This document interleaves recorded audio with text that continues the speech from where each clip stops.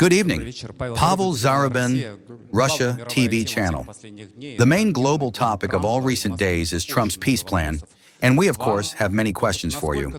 To what extent does the project that was published initially, unofficially take our position into account? Have we received the already modified version of the document after the negotiations between the U.S. and Ukraine? When accordingly will Russian-American negotiations begin, which, as we hear, regarding this document were not conducted and are not being conducted? When will Steve Witkoff come to see you? And what do you, now at this point, think about the prospects for a peaceful settlement? Regarding the draft agreement, there were no draft agreements. There was a set of questions that were proposed to be discussed and formulated in final form.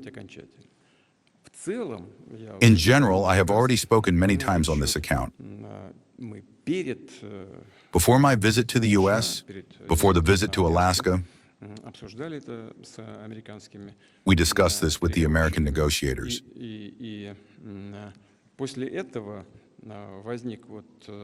And after that, the list of possible agreements consisting of 28 points emerged. And as I have already announced publicly, it was transmitted to us through certain channels. We familiarized ourselves with it.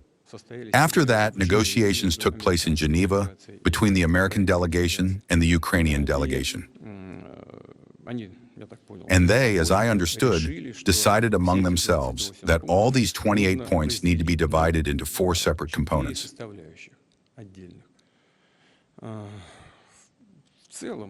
And all of this was transmitted to us. In general, we agree that this can be laid as the basis of future agreements.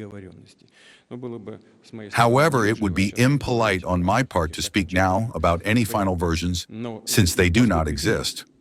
Well, some things are of a fundamental nature.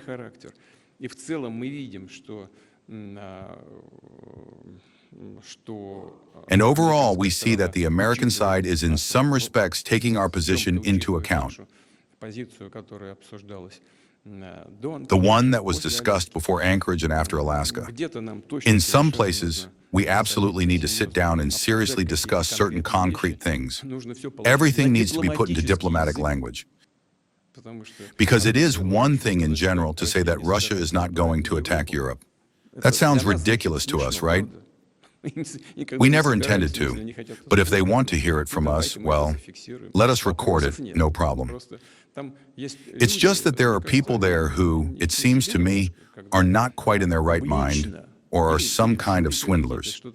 They want to get something for this when they publicly tell their population, their citizens, that Russia is preparing to attack Europe and that they need to immediately strengthen their defense potential.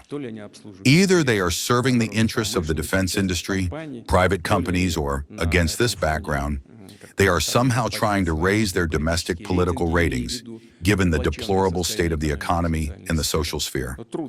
Well, it is hard to say what guides them, but from our point of view, this is complete nonsense. It is an outright lie. But nevertheless, if this has been spun up there in public consciousness, if they have frightened their citizens, and those want to hear that we are not going to, and that we have no plans, no aggressive plans regarding Europe, please, we are ready to record this in any form. Maybe this is the point, considering that if we all want to talk together and discuss and put some points in place on issues of pan-European security.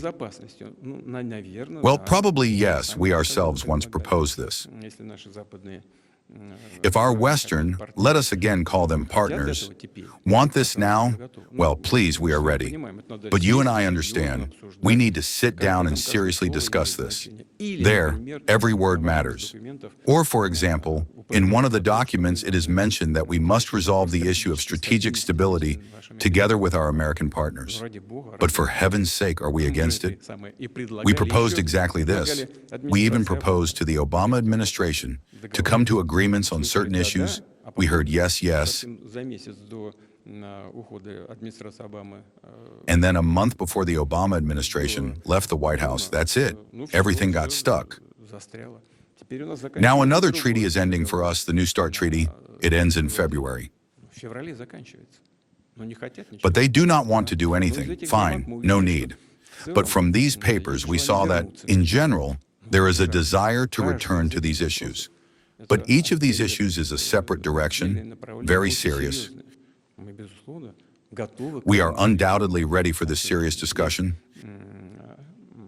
And next week, the American delegation is scheduled to arrive in Moscow.